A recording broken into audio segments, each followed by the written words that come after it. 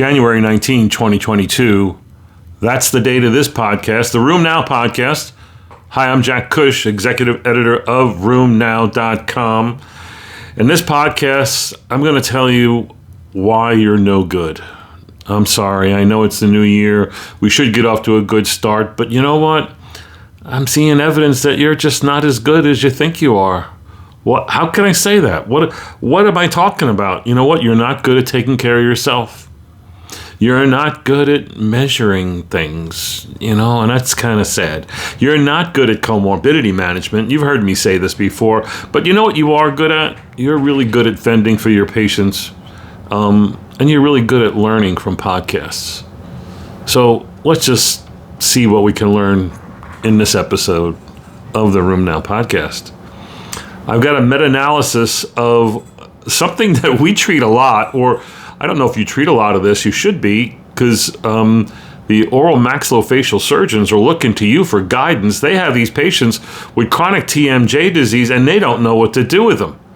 And that's because a high percentage of them don't have TMJ problems from arthritis. They've got TMJ problems from fibromyalgia. Yeah, that's true. A big meta-analysis of 153 trials in 8,700 patients who have chronic pain associated with TMJ disorders looked into what the interventions were that were of the most value to the patient, mainly looking at function and pain as a primary outcome. Most effective was number one, big hint here, it sounds like fibromyalgia. Number one was cognitive behavioral therapy. Next on the list, therapy-assisted jaw mobilization, trigger point injections, jaw exercise, jaw stretching, manipulation, and acupuncture. Doesn't sound like an inflammatory disorder to me, or degenerative for that matter. But again, TMJ is something that is a prime manifestation in patients who do have fibromyalgia. I mentioned at the top of this that you're not so good at taking care of yourself. JAMA reported this week a 3,000 U.S. physician cross-sectional study showed that 60% of you took less than 3 weeks of vacation per year. I don't know about you, but most of the physicians I know have struck a deal for, more than 3 weeks of vacation, usually like 6 weeks of vacation. And so for you to take less than 3 weeks reminds me of my friends who are burning the midnight oil and not taking vacations and not appreciated by their bosses. And yeah, they're basically getting self-inflicted medical problems. 70% of you are working while you're on vacation, and both of these findings are very typical findings of those who have higher rates of burnout. Again, take care of yourself. If you're not happy, if you're not great, how can you be a great physician for your patients? How can you be a great leader for your team? How can you be a great spouse or mate or best friend? Take care of yourselves. It's the most important thing you can do day to day. Here's another bit of evidence that I found a little surprising. There are many rheumatologists in the United States have banded together in cooperatives that have to do with practice management, buying power, etc. One of these networks is called the ARN, American Rheumatology Network. A study of their practices between 2014 and 2021. They looked at, in this study, over 15,000 new TNF inhibitor starts. Presumably, TNF inhibitors are being started because of increased activity, right? Yet, when they looked at the charts of these individuals, everybody in the network's on the same EMR, only 45% had a disease activity measure. And the main ones that were being used were CDAI and the Rapid-3. Of the people who didn't have a disease activity measure, only half had, 47%, not even half, had either a tender joint count, a swollen joint count, or even a pain score. Again, the consequences of this are, they talk about in the paper. It was actually published in MedPage Today as a report. But this is not good. I mean, I think you have to, and yet you're very talented, obviously, in doing pattern recognition and making diagnoses based on either conversation or watching the patient move. But again, to not have documented disease activity measures, I think is a mistake. And I'll use the line that Ted Pincus often invoked, and he had many great lines about how we fail in not measuring. But, the simple one is, can you treat hypertension without measuring blood pressure? Can you treat diabetes without measuring, fasting blood sugar or an A1C? We have an A1C, and it's pretty simple. It's not a blood test. It's a good exam. Mayo Clinic has been infamous for their great work in rheumatology and rheumatoid arthritis specifically. This group up there, John Davis, Doctors Croson, Mayasadova, there's a bunch that I'm probably leaving out, have done a lot of work on multimorbidity. And this particular study that was recently published showed that RA patients do have multimorbidity, that this multimorbidity increases the risk of serious infectious events. In a study of 911 patients, 2/3 of whom were seropositive, the rate of serious infection was 4 per 100 patient years. That's about right. And just to put this in perspective, how does that relate to you in your practice?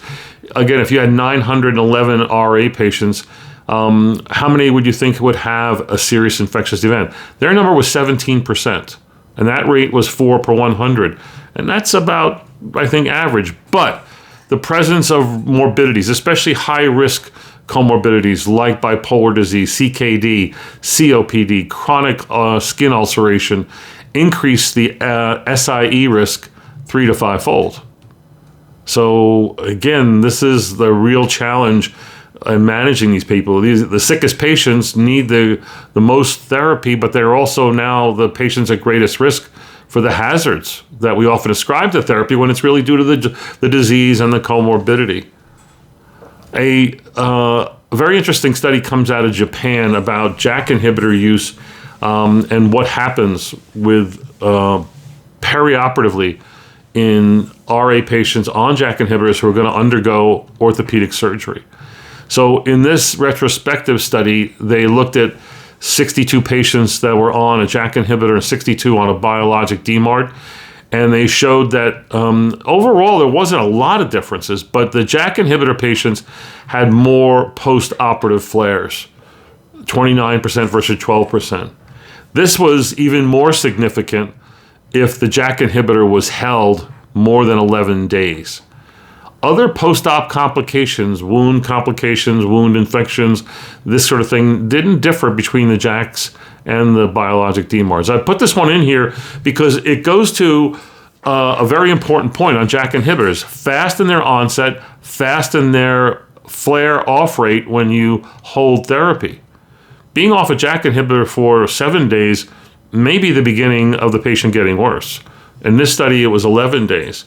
This reminds me of the very first time I consulted with the makers of tofacitinib. They presented a study to me and a bunch of other rheumatologists in an advisory meeting. 250, 260 patients in a 6-week trial of rheumatoid arthritis. And I thought, who are these knuckleheads? Do they not know what they're doing? The size of the trial is right, but a 6-week endpoint? What are they talking about here? I mean, and this was a brand new therapy. This is a long time ago. And I was shocked when I saw that patients on tofacitinib were getting tremendously better by 6 weeks. So yes, they work fast, but then if you stop them, hold them, they're going to flare fast. Which is why I think the rule that the ACR has on what you do with your DMARD and your biologic is that you don't stop it. And you can take it throughout the surgery. Or if you stop it with less than 1 dosing interval, considering the drug half-life. So if I had to stop a JAK inhibitor prior to surgery, I'd only want to be off for 7 days, which means right after surgery, they got to go back on the JAK inhibitor like on day 2 or day 3. So you stop 5 days before, you start 3 days after, 2 days after. That's how your patient stays under good control. Comorbidity came up a few times this past week. A study of comorbidity in dermatomyositis compared dermatomyositis patients with an RA cohort. And basically, dermatomyositis patients have a much higher risk of cardiovascular comorbidity than even do RA. I think I meant to put another study in here that was like this, but it's down the list. So let me go on. Non-steroidals. An interesting review talked this week about the risk of cancer with non-steroidals, and if you know this area at all, you would know that there's an inverse relationship here. Most non-steroidals, including COX-2 inhibitors, are associated with lower risk of cancers, right? Especially we see this in GI cancers, with less colon cancer, presumably due to the high use of non-steroidals. But it's been also seen for many others, head and neck, breast, and whatnot. Anyway, in this review, they just list the many cancers that have been associated with what looks like a lower risk if you're on a non-steroidal. That includes brain cancers, breast cancer, esophageal, stomach, head and neck, hepatocellular, cholangiocarcinoma, colorectal, endometrial, lung, ovary, prostate, and pancreatic cancer rates are lower in people on chronic non-steroidals and COX-2s. Yet, the big takeaway home point of this was NSAIDs shouldn't be used to prevent cancers. That's really the important part. And you know what? When I was doing my fellowship in '84, I started, non-steroidals were all the rage in clinical trials. Everybody was on a non-steroidal. Now when I see patients being managed by our fellows and young rheumatologists, they're using much less non-steroidals. And I think that's probably okay. Non-steroidals do have a lot of side effects, but they do have some benefits. And you might need to negotiate that in any particular patient. It's an individual decision, is it not? A retrospective study of RA patients on TNF, and they looked at a bunch of different TNFs, and they looked at serologies, drug levels, anti-drug antibodies, and they showed that if you had a high baseline rheumatoid factor, and you were taking an antibody that has an FC portion, based therapy like infliximab or adalimumab, that actually tended to lower drug levels. High titer rheumatoid factor was binding the antibodies infliximab and adalimumab and lowering drug levels. But this was not seen with certolizumab. Again, this was a report, like the report by Smolin's group at ACR 2023. And this is a totally different group that looked at this kind of analysis. Infliximab and adalimumab patients that had high rheumatoid factor had more dropouts versus those that were on certolizumab. So the dropout rates were 75 and 80% with adalimumab and infliximab, but only 33% for certolizumab. The question is, in very, very high titer rheumatoid factor, might antibody-based therapy that, again, where there's an FC portion that the rheumatoid factor can bind to, maybe that's a problem.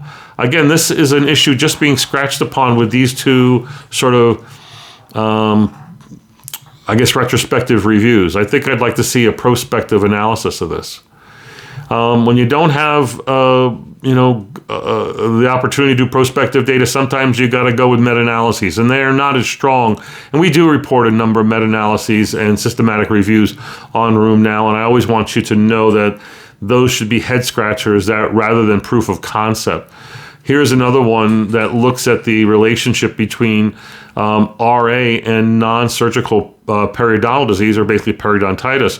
49 studies, 10 RCTs, and basically showed that in the short term that patients with periodontitis will benefit when their RA is being treated, and similarly, and vice versa. RA patients where you treat the periodontitis, the RA gets better. These are very, again, it's hard to come up with there's no good trial, by the way, that proves this point. and these are all relatively small studies that make this point. But that's always been the supposition. Periodontal disease, it has the same biology and milieu as does synovitis as far as cytokines and cells and whatnot. And we think that's part of the mucosal theory as to why people get RA. It's one of the earliest places where you can have a microbiome shift that may add to the inflammation or the cause of RA. So this kind of data is always important. And maybe it says that we should be more proactive about dental care in our patients with RA.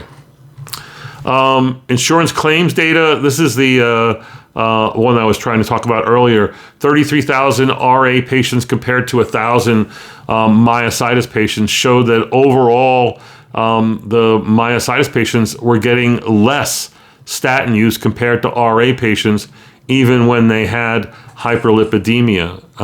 It was significantly less. Yet, if you were a myositis patient with hyperlipidemia and you were given statins, you had a lower mortality rate than patients who weren't getting statins. This is a reminder that we need to co-manage the comorbidities. We can start it. We can remind the patients. We can follow it. We can send them to their primary care to manage these things like hyperlipidemia management.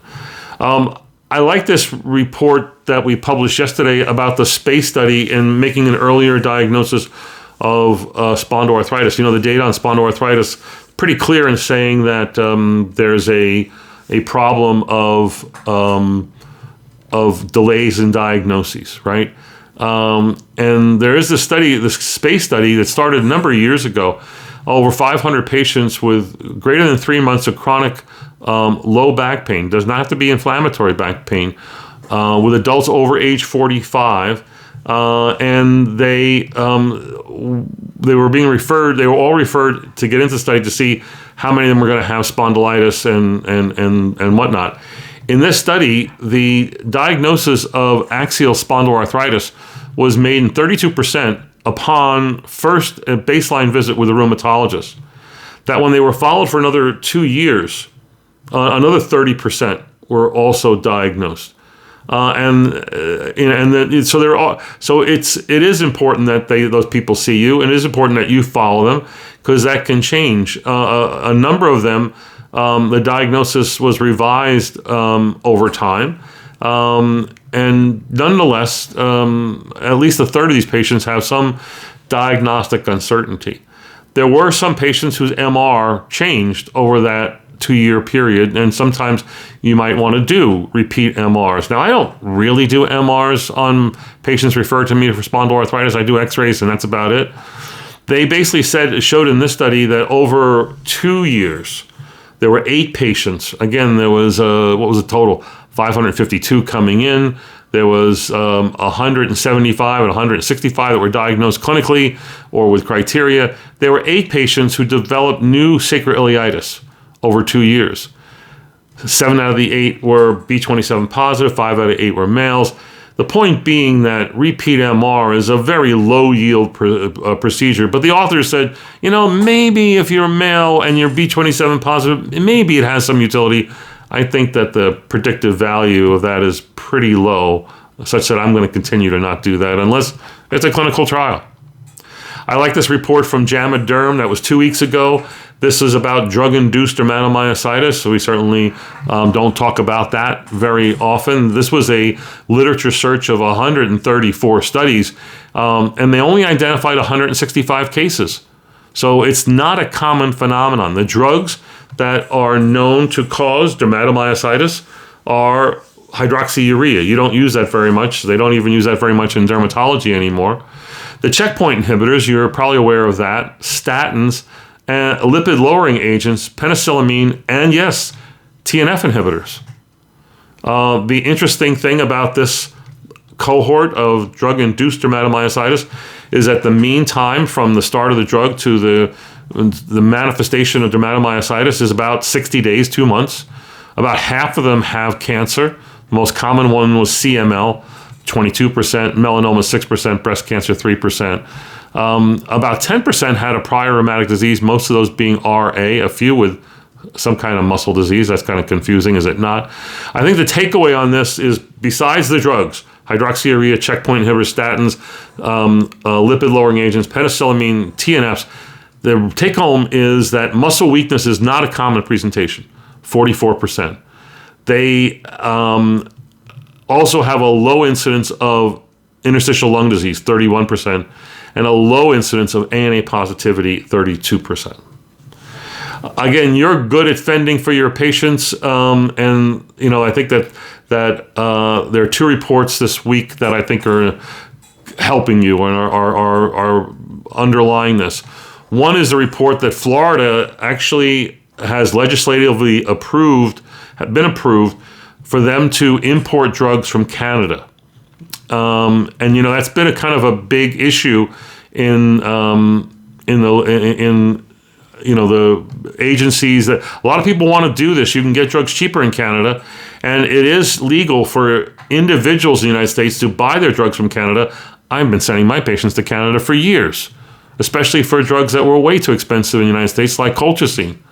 But whether it should be done by a municipality, a state like Florida, this was the door on this was opened up by the Trump administration. Alex Azar, who is this head of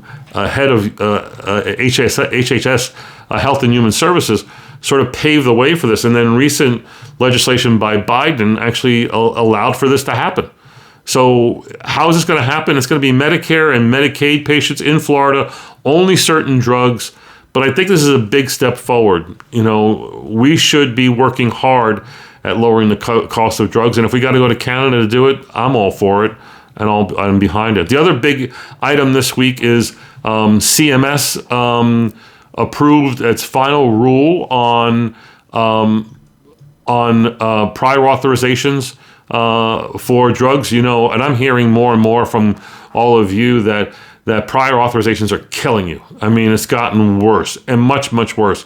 And especially the idiot prior auths for aspirin and drugs that shouldn't require prior authorizations. This is greed and stupidity resulting in more work for you. Well, at least CMS has heard you loud and clear. They passed this interoperability and prior authorization final rule, CMS-0057F. And this law basically says, beginning in 2026, that the payers will be required to send prior authorization decisions within 72 hours for an urgent or expedited prior auth, and within 7 days for all other prior auths. That these need to be done electronically, and there needs to be, and if it's denied, you need to know the reason why it was denied. Again, I think this is a step forward, and thanks to all of you who have pushed on this hard enough where it's become now policy. I want to end with a Ask Cush Anything question from the great friend and great rheumatologist from Galway, Dr. Ronan Kavanagh. Listen up. Hi Jack, this is Ronan Kavanagh, rheumatologist in Galway, Ireland. I have a question about methotrexate-induced nodulosis. I've seen a number of patients develop rheumatoid nodules, and although we see them much less frequently, it can be a particularly challenging problem, particularly for patients who appear to be in remission. So my first question was really whether you thought that methotrexate was actually responsible for rheumatoid nodulosis, and what your approach is to patients who develop rheumatoid nodules despite effective treatment. Secondly, I wondered whether you were aware of any data regarding the use of any particular biologic or immunomodulatory therapy in improving rheumatoid nodules for those patients who develop them with good disease control otherwise. Thank you, Ronan. Great question. I'm usually calling him to get his answers, so it's kind of him to ask my opinion. Of course, a great friend would only ask the unanswerable question, but I'll do my best because this is an unanswerable question. I'll say boldly at the front, I don't believe that there is such a thing as methotrexate accelerated nodulosis or methotrexate-induced nodulosis. And now I know I have at least 30 of you who are going to tackle me at the next ACR meeting and tell me how wrong I was. The fact here is that, let me just give you another analogy. I'm going to invent a new drug-induced problem. And the drug-induced problem is going to be JAK inhibitor-induced interstitial lung disease. I just invented that off the top of my head. But now that I've said it, now in the next 4 years, there'll be papers because JAK inhibitor use is becoming widespread. ILD affects 40% of rheumatoid patients. People are going to start to draw causal associations rather than just these just being casual. And I think these are casual. The story behind methotrexate, and by the way, the same story with ILD has arisen in the past, that ILD is being caused by TNF inhibitors and being caused by leflunomide. And that came out as those drugs were being developed and becoming very popular. Methotrexate is widely popular, right? And nodulosis affects 30% of patients. So what can you say about that association? It's never been truly proven. It doesn't have a truly distinctive pathology to methotrexate-induced nodules compared to other nodules. Here's some facts that color my thinking. One, if you look at the literature on this problem, almost all the reports, the predominance of reports, starts in like the late 1980s, a lot in the 1990s, a few in the early 2000s. There are reports in 2022, 2023, but they're always single case. Even the ones that were reported in the 80s and 90s, they're very small series, and most of them are case reports. And presumably, the authors who wrote those papers themselves had a few hundred rheumatoids, and they're reporting on a select number of people. Again, everybody's on methotrexate. Everybody with RA has a risk of getting nodulosis. So how do you know that methotrexate is causing the nodulosis? And the answer, of course, usually is they didn't have nodules before. I put them on methotrexate and they got nodulosis. And they got nodulosis even when their disease was controlled. What's the profile? What I've seen is usually older, nodules appearing mostly on the hands. But the other thing is they get nodules in strange places. So on the larynx and in the pericardium and in the lungs. And, so that's another thing. Here's the approach. And I don't have a drug that I would prefer to. First off, I would not recommend surgery. The few studies that I saw that looked at the natural history of this showed that they tend to go away with time in the majority of patients. But that doesn't, I can't tell you what the majority of patients were getting treated because they all got treated very differently. So that's a problem. The second issue is, what drug would I use? My simple answer would be, you have to make that decision based on whether you think the nodulosis is related to activity, in which case you're going to step up activity, and I would increase the methotrexate and add on another drug, or whether you think it's not related to activity and related to the drug, and that's pretty simple, just change drug.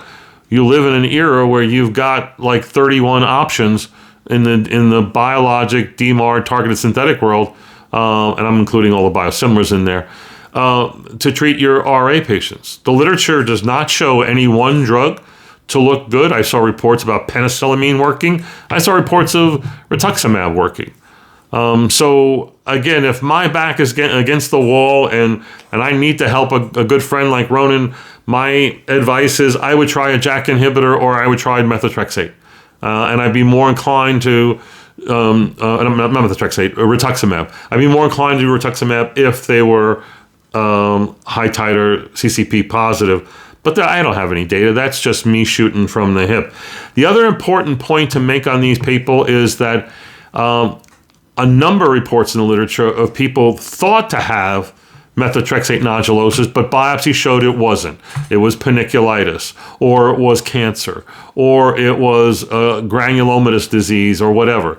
So if they're atypical in their location or their appearance, not what you would expect to see with RA, you may want to get a biopsy of patients like that. Thanks, Ronan, for giving me a real head scratcher. Tune in next week for the podcast.